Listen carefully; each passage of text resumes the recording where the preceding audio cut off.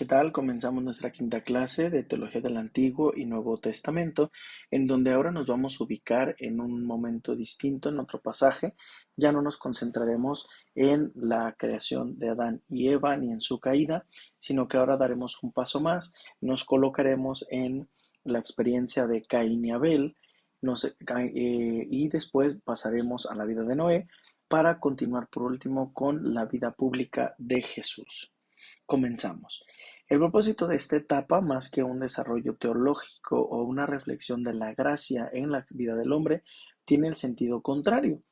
Nos vamos a concentrar en el qué sucedería, qué pasaría si es que la humanidad continúa alejada de la gracia de Dios.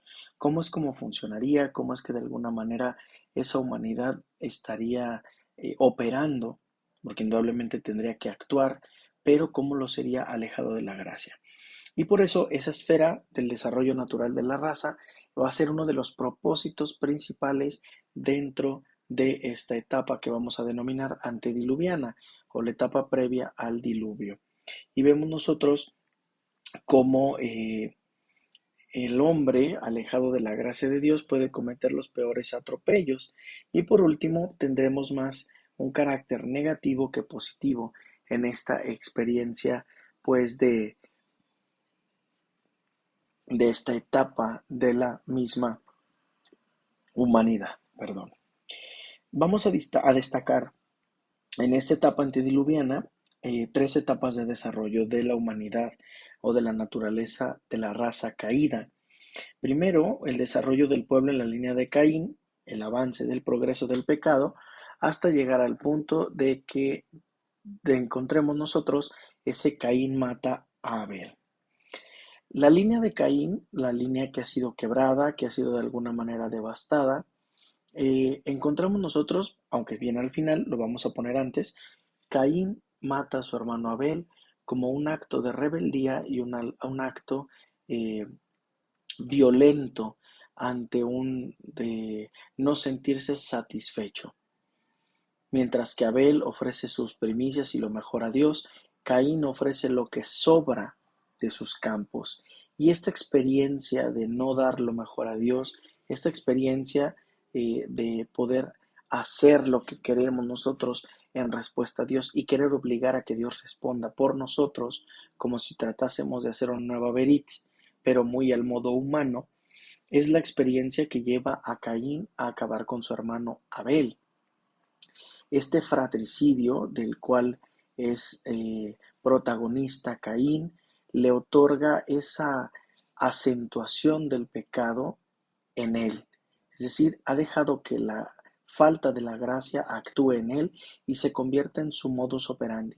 Él va a actuar al margen de la gracia de Dios y va a actuar por encima de cualquier ser humano, incluso de su propio hermano, incluso de aquellos que considera que comparte, perdón, la misma sangre. Y esta experiencia va a ir en decadencia de menor a mayor. Es decir, la decadencia mayor va a ir aumentándose, que en este caso sería la menor, pero se irá aumentando cada vez a hacerse peor. De modo que en este sentido podemos experimentar nosotros menos gracia en las personas porque vamos desfigurando el rostro de Dios en nosotros.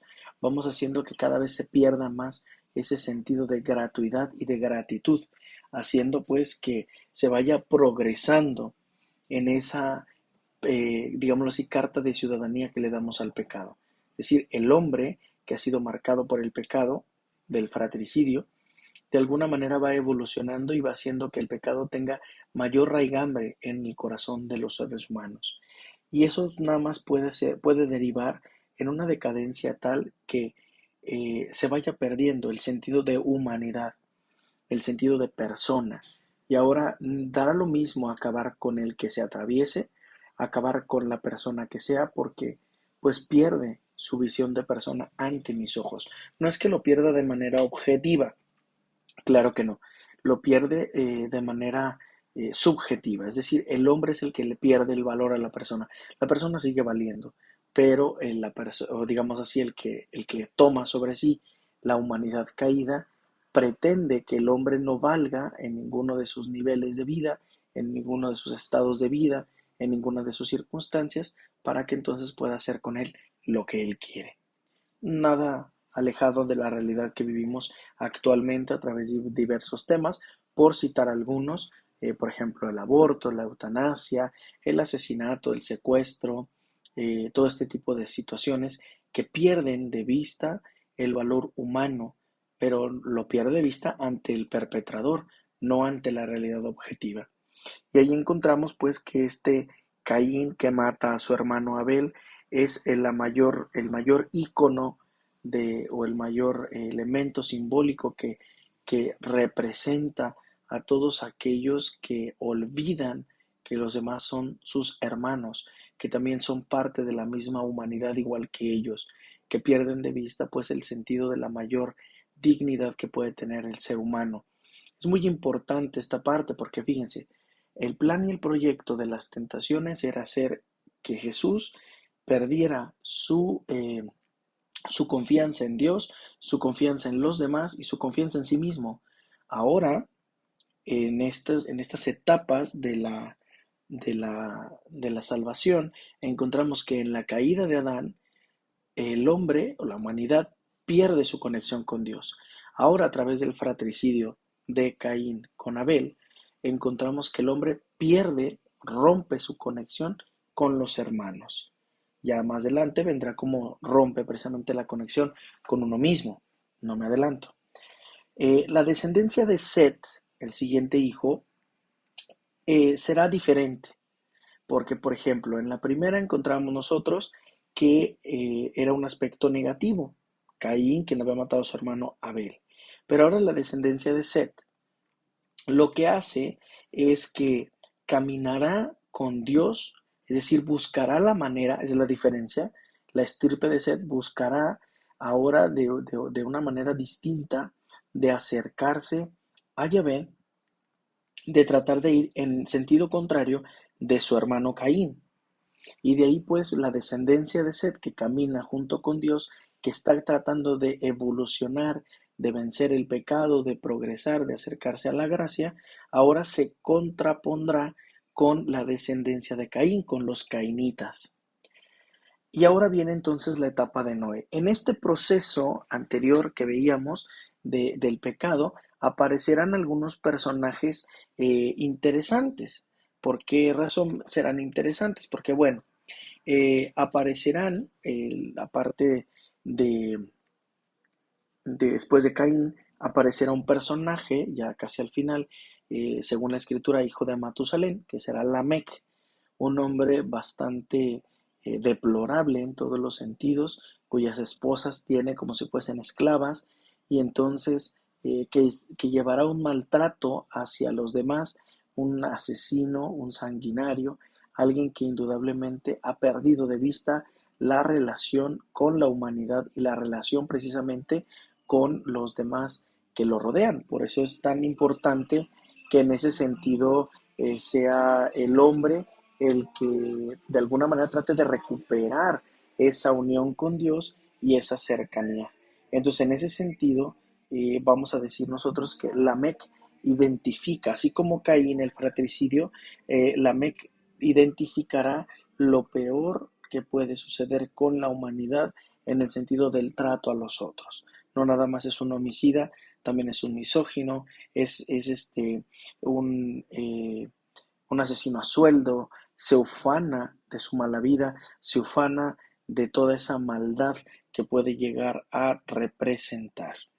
Y entonces aparece también, ya ahora en el tiempo después del diluvio, bueno, en el diluvio después del diluvio, aparecerá Noé como esa esperanza de vida, ahora ya no como en el relato anterior, que es Dios el que trata de recuperar a su pueblo por medio de la escucha, ahora habla un hombre concreto, Noé, para que le ayude a rescatar a su pueblo, para que le ayude a, a recobrar aquello que ha perdido.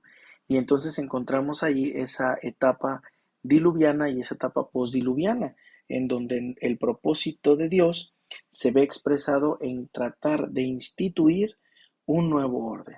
Es decir, el hombre ha vuelto a poner desorden, ha llegado a lo más deplorable de su vida, hablo a un hombre concreto, con una experiencia concreta, con una familia concreta, y lo ayudo a elevar su naturaleza a la gracia, para que entonces Noé se vuelva ese signo visible ante la humanidad de la salvación querida por Dios. Sin embargo, Noé no va a ser bien tomado en cuenta, será tomado como un loco, como conocemos la historia, y entonces él comenzará a explicar, aunque no se le escuchará, pero a quien lo reciba le dará la explicación de cómo es que Dios le da un sentido, le da un contenido y una seguridad a este orden que quiere poner. Un nuevo orden que le va a ayudar a establecer al hombre su relación con Dios y su relación con los hermanos. Sin embargo, como la naturaleza del hombre sigue caída y no ha podido de alguna manera poder vencer todas estas circunstancias, Dios efectivamente aplaca, digámoslo así, esta situación, dando pues un orden distinto a las cosas, lavando el mundo de alguna manera con el diluvio universal, pero ante esta etapa cierra este proceso Dios a través de su arco iris, como una nueva forma de establecer una alianza de nuevo con su pueblo. Es decir, Dios no vuelve a abandonar a su pueblo, ha tenido que corregirlo de alguna manera, no ha querido hacerlo de esta manera, pero no ha encontrado otra forma en la que el ser humano pueda alejar su rebeldía y su testarudez y vuelva a escuchar su voz. Entonces, por eso rescata a la humanidad a través de Noé. Y con Noé repoblará la historia, repoblará la tierra, haciendo, claro está, hincapié en que esa humanidad que ha salido de nuevo del arca será como la semilla, el fermento para una nueva humanidad que ha visto las maravillas de Dios, que ha experimentado el pecado, es decir, la lejanía de Dios, que se ha dejado sostener por la gracia. Sin embargo, como en todas las expresiones de fe del Antiguo Testamento, bueno, el hombre volverá a romper su relación con Dios. Y entonces surgirá en la persona de Jesús, ya dando un salto cualitativo hasta el Nuevo Testamento, la necesidad de Dios de recuperar ese orden en su creación. Dios quiso darle un orden en el diluvio, lo rescató, se le dio un nuevo orden y demás, pero se pierde de nuevo. Y ahora en la plenitud de los tiempos, diría San Pablo, Dios quiere recobrar ese orden, pero ese orden ya no lo va a hacer por medio de agua, por medio de fuego, por medio de alguna situación extraordinaria o natural o catastrófica, sino que ahora lo hará por medio de Jesús, de su Hijo amado. Y entonces tendremos nosotros la expresión de que Jesús eh, comienza su vida pública a través de este proceso de, de ir al desierto, de escuchar la voz de su padre, de acercarse, de vencer las tentaciones para verse fortalecido y continuar con con su ser, con su misión.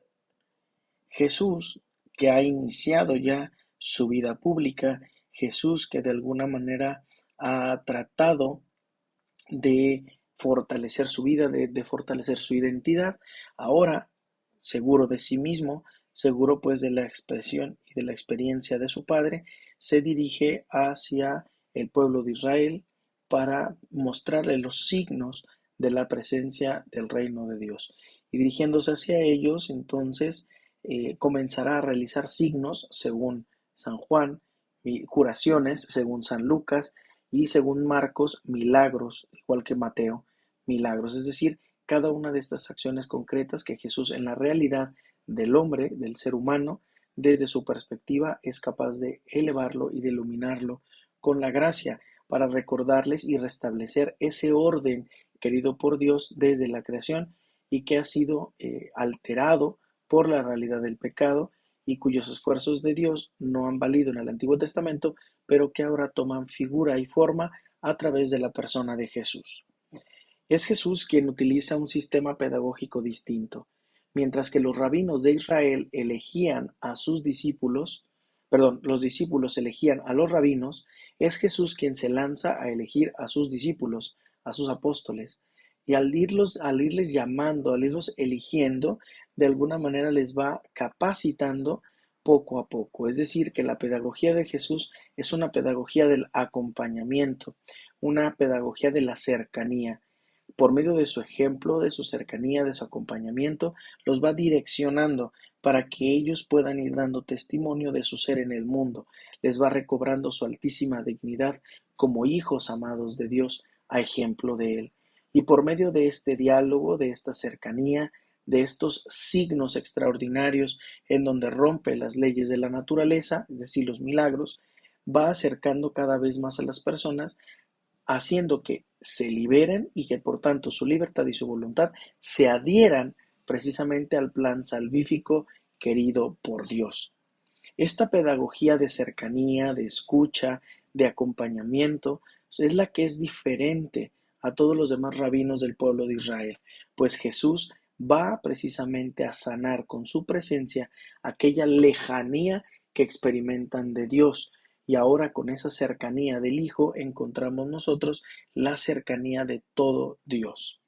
Jesús tiene una actitud muy específica ante el Tanakh. El Tanakh, entendido pues como la ley hebrea en todo su esplendor, la Torá, los Nevi'im, que son los profetas, y los Ketubim, que son todos los escritos, es decir, toda la escritura hebrea.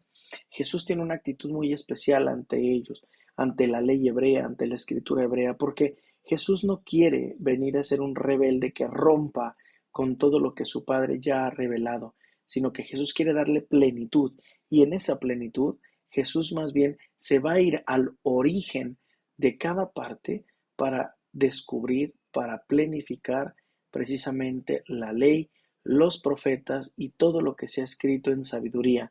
Él encarna la sabiduría de Dios, Él es la sabiduría divina y por tanto puede explicar a saciedad todos los contenidos de fe que el hombre puede necesitar para poder buscar la plenificación en esta tierra y encontrar de nuevo la escucha de la palabra de Dios. Jesús no rompe la ley y los profetas, por el contrario, viene a darles plenitud, pero en esa plenitud precisamente va a encontrar los distintos elementos que le lleven a satisfacer su corazón, a santificarlo y a acrecentarlo. Entonces Jesús no es un disruptor ni tampoco es un rebelde. El rebelde, digo rebelde pues, sino que tal vez a lo mejor para la visión del mundo será un rebelde y un extremista porque trata de buscar que el hombre se sienta pleno y es lo que muchos no quieren que se sepa o no es lo que muchos no quieren que el hombre sea. Porque cuando el hombre experimenta la plenitud de vida, cuando el hombre se experimenta pleno, es capaz de tomar sus propias decisiones. Y entonces ahí en esas decisiones es autónomo. Sin embargo, es más fácil para muchas personas dejar al hombre esclavo, dejar al hombre dependiente de los demás o de una institución o de una situación para evitar que sea verdaderamente libre. Y esa es la actitud que Jesús viene a restablecer como orden querido por el Creador ante el Tanakh, ante aquella ley, profetas y escritos. Jesús pues predicará constantemente el reino de Dios como esa oportunidad que tiene el hombre de poderse encontrar con su Creador.